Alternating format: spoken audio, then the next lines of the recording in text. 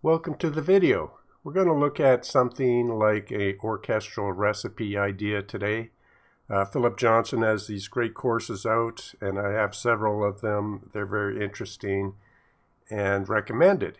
But he encourages other people to do the same thing, use the orchestral recipe type of idea.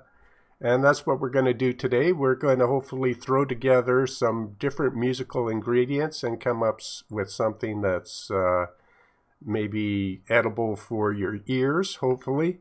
And we'll talk about how we do it along the way. So let's do that. Let's choose some ingredients and see what we come up with in the pot. So let's open up some instruments.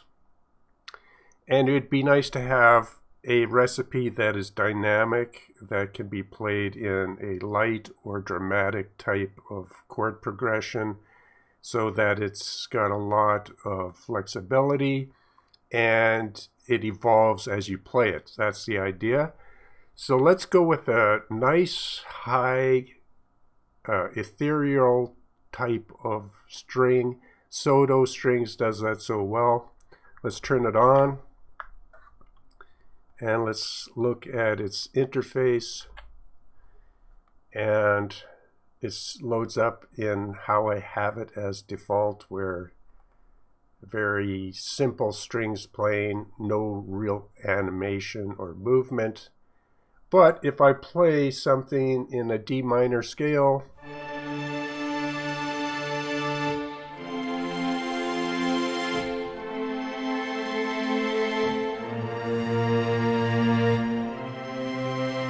we've got it set up so we're playing just a single chord idea, no movement, nothing fancy, but giving us these very kind of slightly evolving high strings that give us this beautiful texture to start with. And you can scroll through 4 different versions. And you can, as you play, these 4 different combinations of what you pick in the high, medium, and low will play. And you can have some of them muted and others unmuted. It just gives you a nice variety of whatever you select.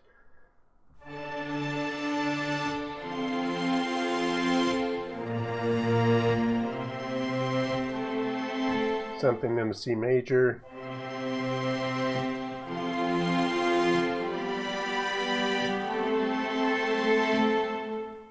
So nice starting place. So, but now for the low end, something to back that up, it would be nice to keep it evolving and not just have a bass, a big fat bass note. Often I like to use the Orchestra Complete. It's a nice fast bass, really nice sound, and you can convert it from a sustain to a staccato really quick. But in this case, we want to keep that evolving movement in our low end also. And a great way to do that would be indie. So let's pick indie, let it load up, and see what we get. So in the first pattern or phrase, I like to keep a very steady bass, or I shouldn't say steady because we want how it moved, the movement of the bass. But I like to use this as a starting point because it's a bass note that does evolve ever so slightly in a realistic way. And that's in the Strings Ensemble bass folder. Again, just a nice place to start a low end sound to back up our high strings. And we could add something with a little movement to that, also in a kind of low or cello type of range. That's a little too high. Too much movement with that one. That might sound good. Let's try that. We don't want to take away from the higher end, but we still want this low end to be fat and moving, evolving.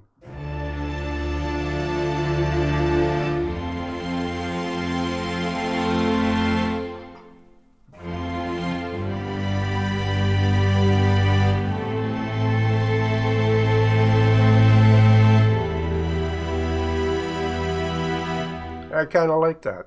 I think we'll just leave it like that. That's a nice moving low end to go with those high strings. So off and running here. Let's close up the Sonokinetic folder. And it would be nice to have, in this case, a brass that also evolves. And maybe low to high end to back up the low end of the strings, but also peak out in the higher, when you hit the keys with velocity hard, it would be nice to have a little bit of high-end brass marcato kind of poke through. And I've got some set up to do basically that. So let's go to the low brass. Let's go to the tuba, and let's see what we get there. Let's turn it on.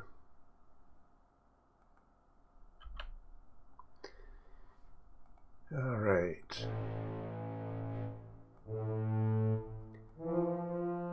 So this has a nice range, high and low, depending what chord you play, if you play a chord in the high end or low end.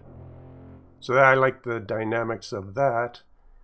And here I've got it set up for a long note marcato. It has some bites, some fast attack on that note or that chord. And I've got it so that it's going to play all three of these, and the top one is empty. And the reason why I created a empty zone here, when I turn this on, and this is the new cross-fading editor interface, and because this shows the top level, so it shows this up here, and it's grayed out because there is no sound there, and that's what I want. When I play the note very light, and if I go down here and play it very light, you hear nothing. And watch the interface as it moves. You'll see the different dynamics.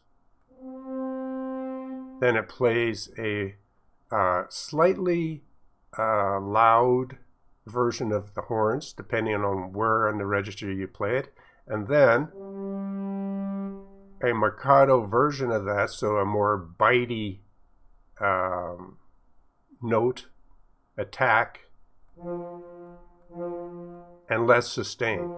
So it goes from nothing to a little something to more something, and then a more bitey attack with some sustain to go with it, but not that much. So the harder I press the key, the more of this brass I'm going to get. So it's kind of dynamic. So as I play it, you'll hear more and more of it. So let's hear it with Soto and Indie. So I'll play it very light, mid,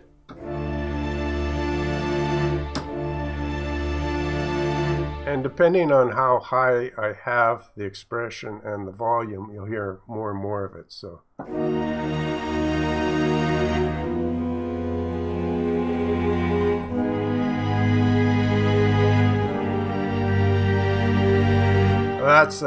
that's what I was looking for. When you go from a major scale or a minor to a far more creepy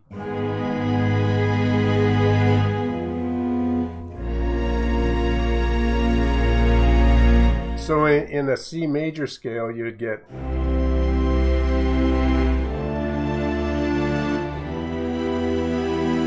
and it's very uplifting, very positive, and then you play a different chord and you get this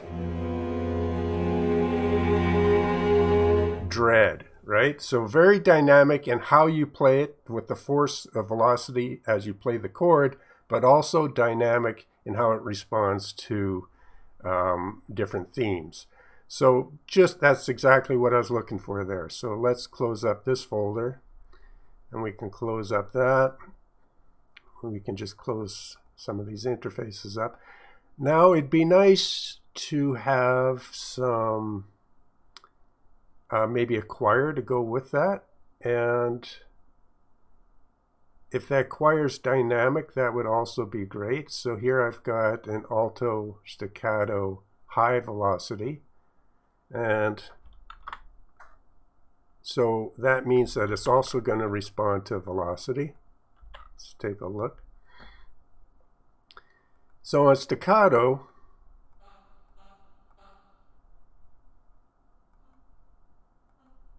it's high and it gets stronger with velocity, but that's normal. If we go to a long note with a marcato, and this one's set up in the same way, kind of like the horns, where you've got almost nothing, then you have a little sustain, and then you've got a marcato for the heavy, hard-hitting notes. And the same with the sustain and the staccato. So we've got kind of a complex situation here where we have everything from a sustain, a marcato, a staccato, and a sustain mixed together with different amounts, and you can crossfade it and mix it how you like. That's what's great about the Synchron player. It just really allows you not just to mix two instruments, but exactly how you want them to mix. If you want them to mix strong as you on the higher velocity or very light on the low, and you really can play around with, you know, not just what articulation, but when it comes into play. So very nice system there from the Synchron player, and it allows us to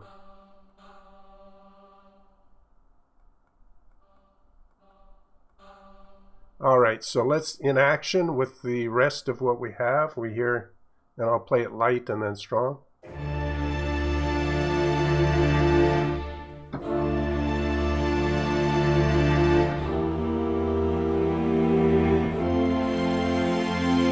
So we're liking that, but we want to turn it up in the mix to hear it. I'll overemphasize it.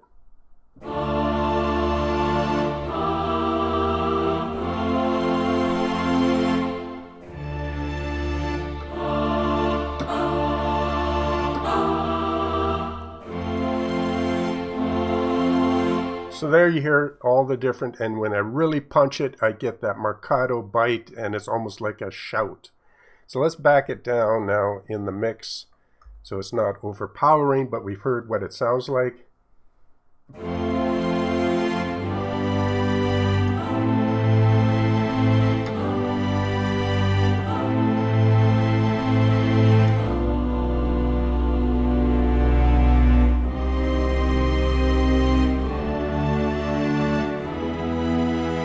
So what we have already is a really nice dynamic mix, and it really responds to not just the chords I'm playing, but how I play it with the force of how I play. So that's great.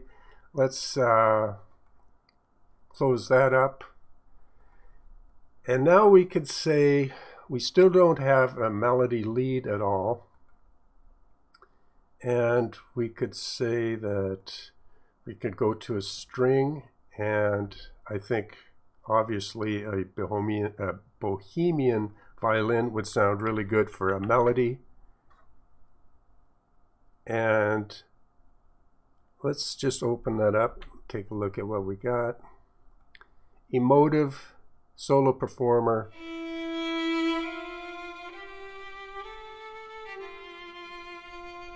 With a fair amount of reverb, and it will be playing a melody.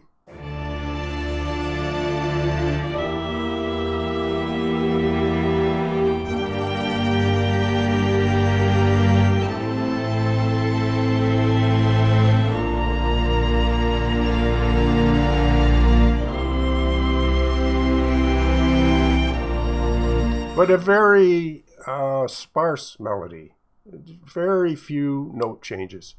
And to back that up, we could pick up something like a emotional cello, which will give us a slow counter melody to that. But it's going to be so slow you'll barely hear it. But on the when I hit the chords very lightly, you should hear that difference.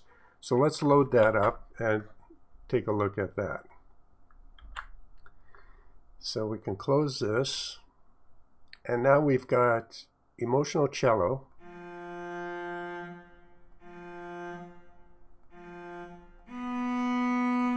and it's set to a slow kind of a sustained articulation. We could try different things. If I solo it,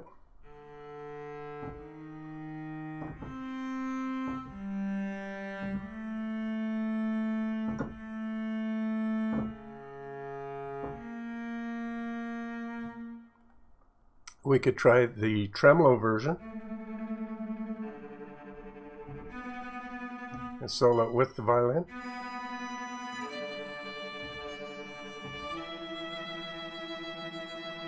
That's interesting. Or we could go with a more sustained, expressive.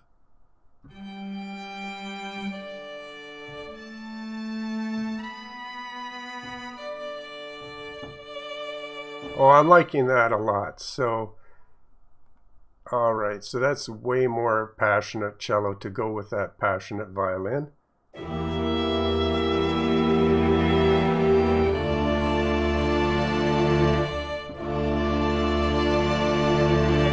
I'll turn up the choir.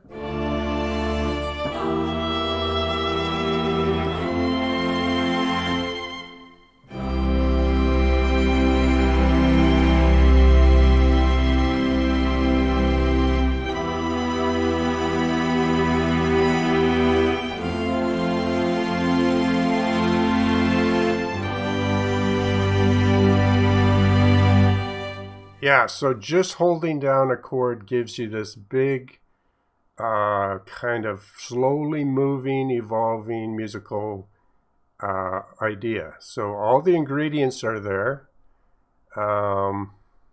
Let's just think of what else we might want to add to that. Maybe not woodwinds, because we're looking for this to be more dramatic. Woodwinds can do that, but often it adds a little bit too much fantasy. But for today, maybe we'll just not do a woodwind. I'm thinking no piano. We do have a nice round bass, low end, and we don't really need a pad, but we could use we could use a chord of a chamber string, but that might actually take away from the very exposed and delicate phrases of the high strings and the low strings. So I think instead of kind of muddying it up just for the sake of adding, not really going to do that. Let's just listen to what we have.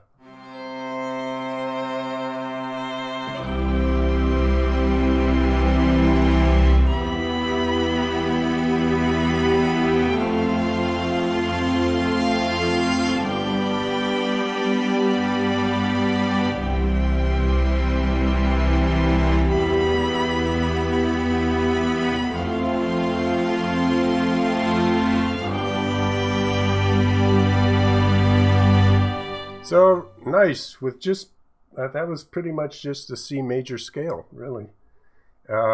Quite beautiful for just a C major scale. But now we want to take it into a little bit of darkness without changing anything and see how it responds to something in chords that aren't so bright and happy.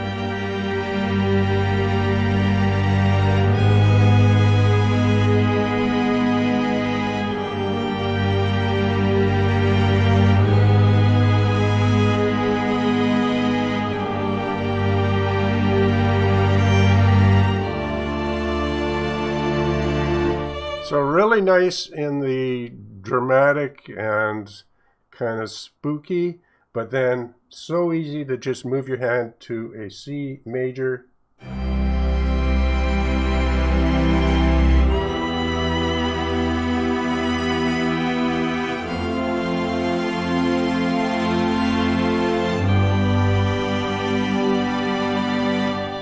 So I think we accomplished what we wanted for this recipe, something that's flexible, realistic, dynamic on how you play it, so that you can get a full chord or you can get a kind of dramatic, creepy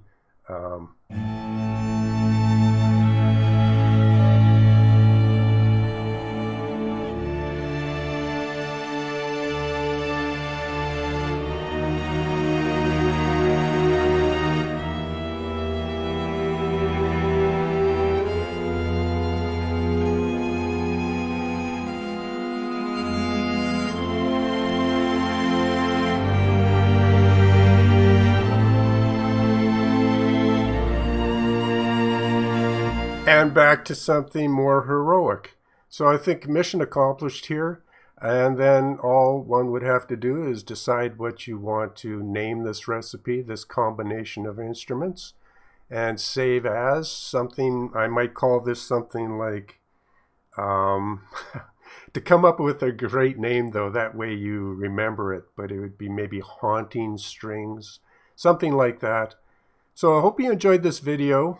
And I like doing videos like this where we can pick instruments, explain what they're doing, what role they are, explain the role of the chords that are playing those instruments, being able to save it as some nice name that you can remember. So that's the video. Hope you enjoyed your day today, and we will catch you on the next one.